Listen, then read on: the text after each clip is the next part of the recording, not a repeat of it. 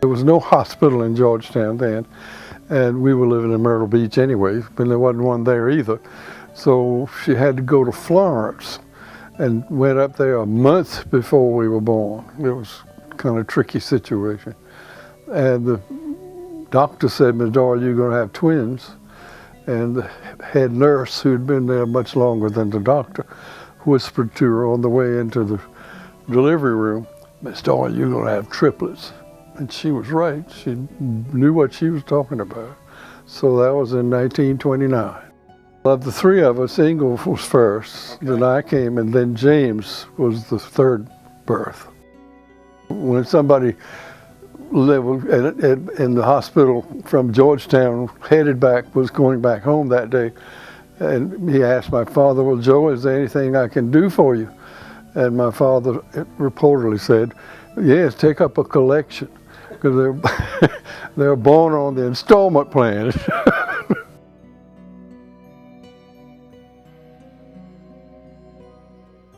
It was across the street from the river, from Sanpet River, which back then was not as polluted. Called the New York Times article, it was the most polluted river in North America. Wow. That was over 10 years ago they had that printed, I think. Anyway, that's my father tied a rope around each one of us, and on Cthulhu's dock, and a fishing dock, and held us until we got into water, and then made believe he was holding us while we learned to swim, all back and forth across the dock. And we didn't realize he had finally just relaxed the rope altogether. And then we were swimming by then, you know, and wow, this is great. So every time a ship came in for the International Paper Company, would come that way, and they'd make waves, and we'd start running to the river. Start taking off your clothes and run to the river and jump in the water to catch the waves.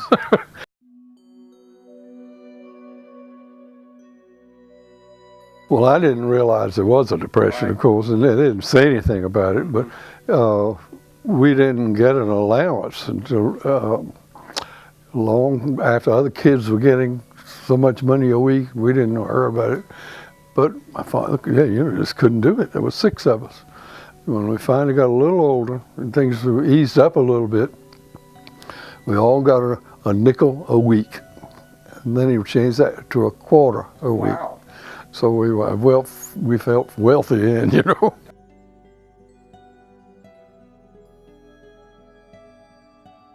Well, they had one movie house called the Peerless, I think it was called. And you could go to movies there on Saturday if you got that quarter in time to do it. But we didn't go to a lot of movies. Okay. You know, I remember. I was going to say I remember, but I really don't remember any of the movies I saw. Most of them were westerns or horror films or something like that. You know, but it was fun to go. Joseph's store was there. And close to the town clock. Right next to the town clock, I think it was, yeah. Right. And Ford's store was there. C.L. Ford. And a hardware store and a grocery store. Mm-hmm. And of course the bank was on the other side of the street. It was moved down where it is now, where it used to be more or less in the middle of that block. Mm-hmm. And there was a pool hall there. You could walk by and watch people play pool. I didn't do that, but anyway, you looked when you went by, you know, see what's going on, that kind of thing. But I can't remember much else, you know. I mean, you didn't go much beyond there anyway.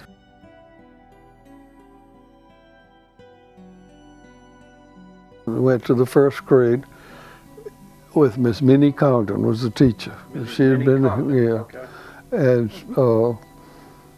I never will forget when the teacher, I had a rubber band. I didn't make a slingshot on purpose, but I had it that way, and I didn't mean to do anything. But it slipped out of my, and a piece of paper. I had a little wad of paper, and it went up and went right by the teacher's head and hit the blackboard. Of course, she said, "You stay in at recess." She knew immediately. Oh, well, she saw it, you see. Oh, okay. And she had a bench in the side of the room, and said, "You stay on the bench and you don't go to recess today." And the bell rang to go to recess, and by that time I was so devastated, I was crying. This was the end of the world for me. So my brother Engel came up the fire escape steps right outside the window of that room, and he hollered to me, he said, "Come on, you go out the window, I'll come sit there for you." Because we looked so much alike. Right. And I did. I went out and played shinny with the other kids, and Engel sat on the bench, and Miss Congdon never knew who it was. Today she didn't see the difference at all. Wow. And I always thought that was a funny story. It was such a daring thing for a first grader to do.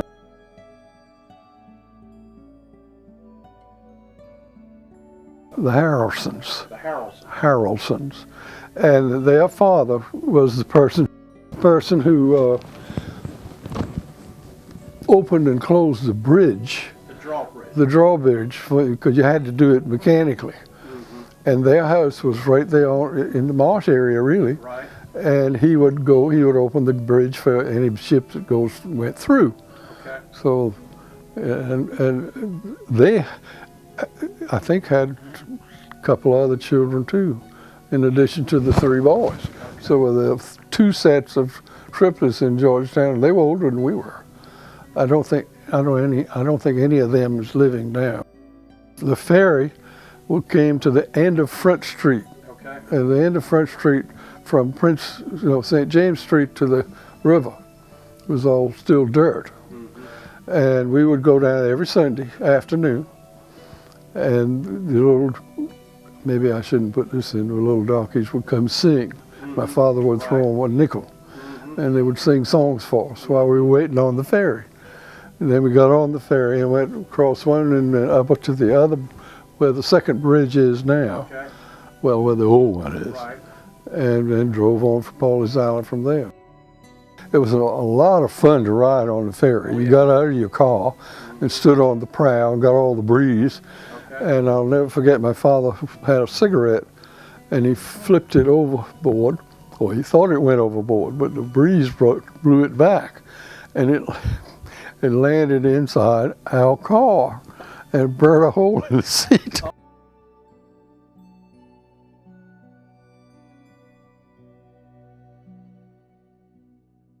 My father was furious with us about it, you know. But you got homesick. Right. They were very busy. Mm-hmm. These people made you didn't get too homesick because they had you doing something all the time. Right. So your mind wasn't on home. Mm-hmm. It was on what you needed to do. And of course, Engel went to the Naval Academy after the second year, mm-hmm. and James and I went ahead and finished.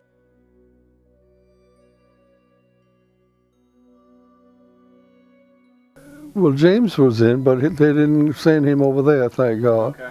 I was turned down for the military. Mm-hmm. So I often wondered why I went to military school.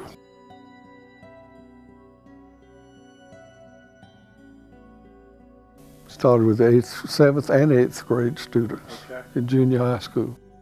I was in the classroom where I went to the second grade. Okay. So it turned out to be Miss Hess Smith's class, her room.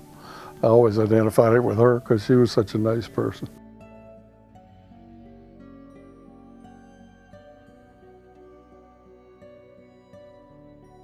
And it worked pretty well.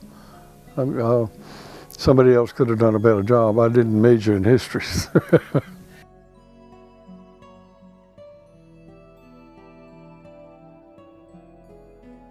Oh yes, I remember going by there when prisoners were up there upstairs. Okay. with the barred windows and the whole bit, you know. As a matter of fact, I don't know whether you want this or not, but they had a Sunday I was going to church, and there was a man in jail, and a group of people on the corner did not think he should have been jailed, and there were a crowd of them on the corner. And I walked across and went right through them, and there was a guy, one man had his hand all bandaged up, and I noticed something in the hand. It was a pistol. Wow. Wrapped up in bandage. So I hurried on to church.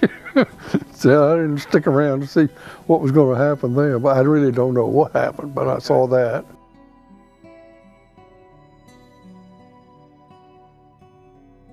Well, yes, I remember when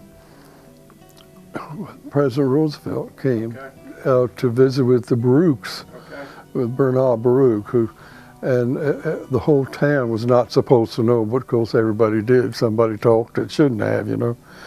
And it was very exciting to think the president was over there. Right. And well, they had, I was told, they had agents hiding in the woods at the entrance to the place, up in the trees even, being sure that nothing was going to go wrong, or no one was going to get in that wasn't supposed to get in, right. That kind of thing. So my cousin, Eileen Donaldson, was a friend of Belle Baruch's, and she was invited over there a number of times. So, and she asked me after Mr. Baruch had died. Anyway, I went over there once when it was a nice visit, and she was my cousin was in the hospital at one time also, and Miss Baruch had just been up there to see her, and so I went over to her car while she was sitting there ready to drive out, and spoke to her and told her how much my cousin enjoyed her visits, because I said, you always keep people laughing, and she seemed to appreciate that. So. Yeah, she was a nice lady.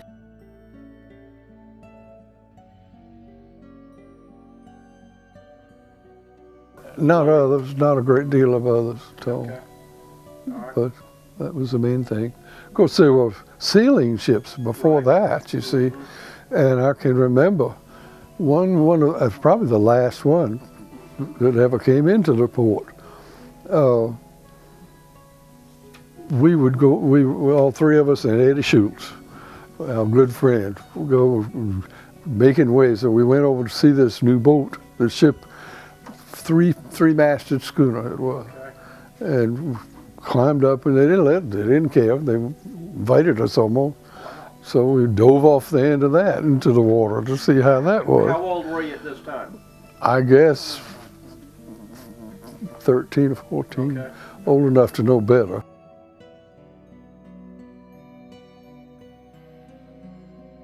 No, that Sea Cloud was not. This was an old vessel. Sea Cloud was a sort of modern sailing ship. But speaking of the Sea Cloud, I missed a chance to go on board, and I kind of resented it for years, but I could see the point now. I had a job. The first job I ever had was with the telephone company. Lots of people who got messages or phone calls who didn't have a telephone. So you had to go tell them and come to the office and get your call. So I had the job of seeking these people out. And then I had to learn to share it with my two brothers. Whose turn is it to take the message, you know? So when they came for a message for the Sea Cloud, I can't think of her name, Barbara Hutton. Message for Barbara Hutton to come to the telephone, it wasn't my turn to take the message. Wow, I resented it for a long time, but I got over it all right. But it was a beautiful boat, beautiful. Was it Engel or James? Engel took the message, I think, yeah. Wow.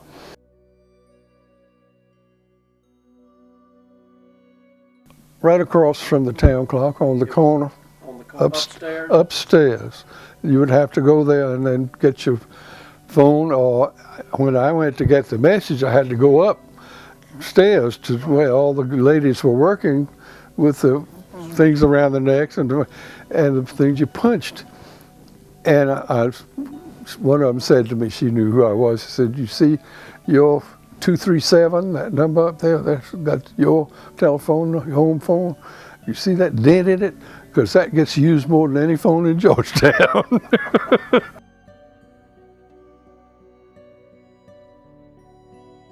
Oh yeah, oh yeah, yeah. And the town clock bell would ring, wake you up in the middle of the night, scare you to death. Yeah, I remember that.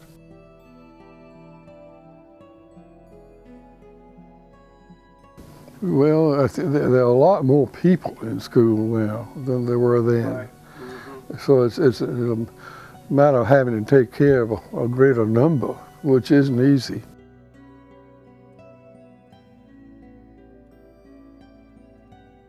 They tried, and the problem was rarely you could find anything for three.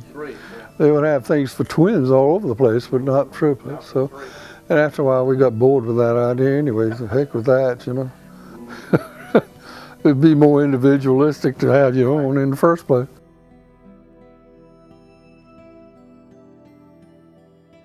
I don't know whether I can tell you something.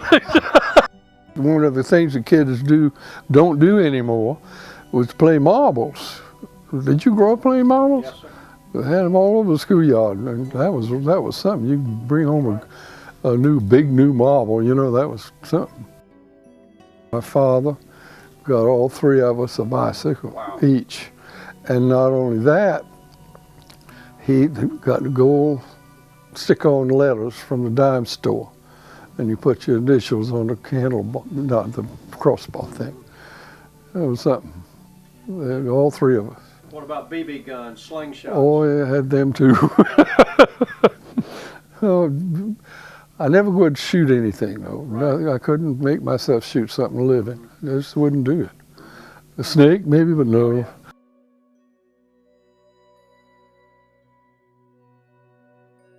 Oh boy, if one got it, we all got it. So our house became a hospital. Every whatever we hadn't had, we'd get, you know. And we wound up with everything, just about measles and whooping cough and the whole bit.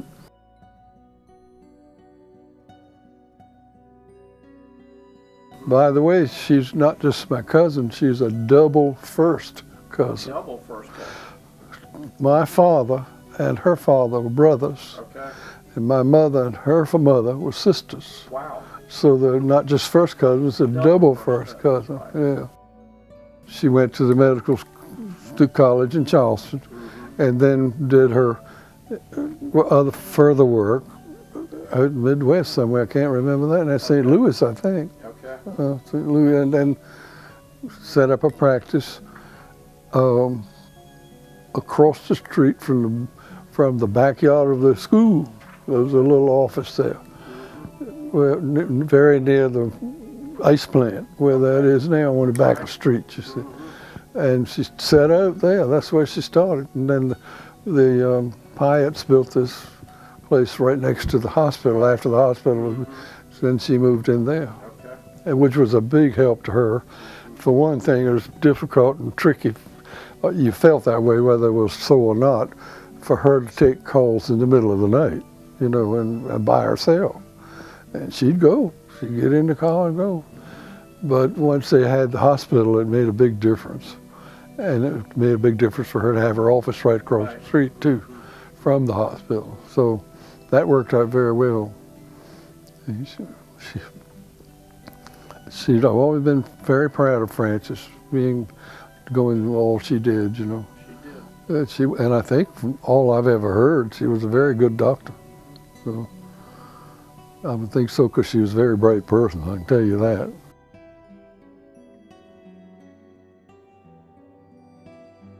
Oh, there were 3 cakes every year. 23rd of March, you'd have a dining room, had 3 cakes with candles on all 3 of them. And we all stood up and counted, I think about 10. It took a deep breath, and everybody blew out all the candles at one time, and almost always there was 1 or 2 candles you didn't get, you know. But that was a lot of fun. We had fun doing that.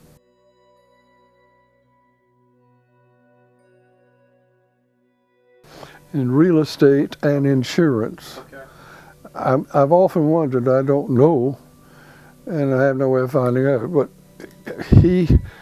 I think maybe that's, my guess is, that's how he afforded to send us to college, because the whole south end of Pawleys Island, well, he sold those lots, all of them, the whole south end. And that was, I look back and say, well, where would he have got the money to send us to college except that? And that might have done it, you know, because people bought up the lots. Right. Oh yeah, in a hurry.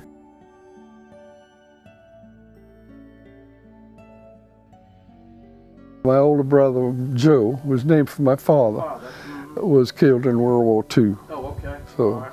I'm sorry. well, that was awful. That was a terrible, terrible experience. It's unbelievable. He's buried in Italy, in Nettuno. Okay. It's a little village on the coast south of Rome, about 30 miles southeast of Rome. He was buried in Nettuno, was this little village area where the United States government got a large property to cemetery, and it's beautifully kept and beautifully, everything about it is perfect. And I visited it twice, so yes. So, and I was very pleased, and I was awfully pleased that my father was able to go with us. He and Mary, my wife Mary, and we took him, and when we got to Europe, we went to France and had to change planes, and then got into Italy, and that's when he went to Nettuno. He was, I'm so glad he had that chance. And he was a devout Roman Catholic, and he also went to St. Peter's to see, and so had that to remember.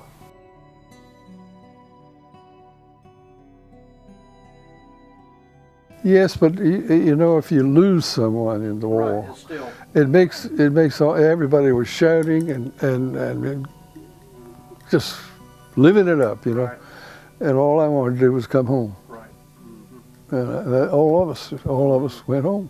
I was over at Pawleys Island when I heard it. Okay. And I got on the highway and thumbed a ride home as fast as I could. I didn't feel like rejoicing at all. That sort of made it final that he's not coming back, you know.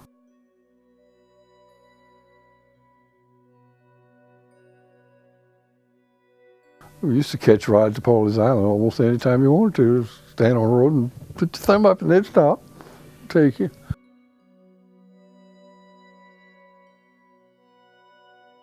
Oh yeah, the old one, Lafayette Pavilion, oh yeah. I think I learned a jitterbug there. And it was a popular place, a lot of people went. And I don't know, I got to know the lady who owned it and her nephew. And I would spend, they had that 2 rows of houses across the street from the pavilion. Okay. It was all from the ocean to the creek they owned. And I stayed over there a lot of times with them.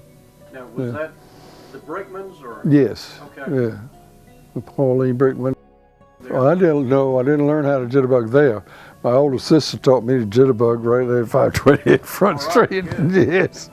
And of course, when we were teenagers in high school, the old, I can't think of the name of the place that torn it all down now, where the city hall is now. Right.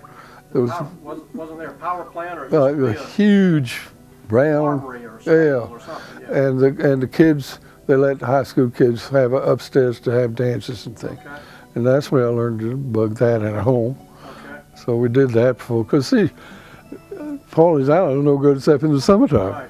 So we went there at wintertime. So. And I'm really glad, because that was a nice thing to do.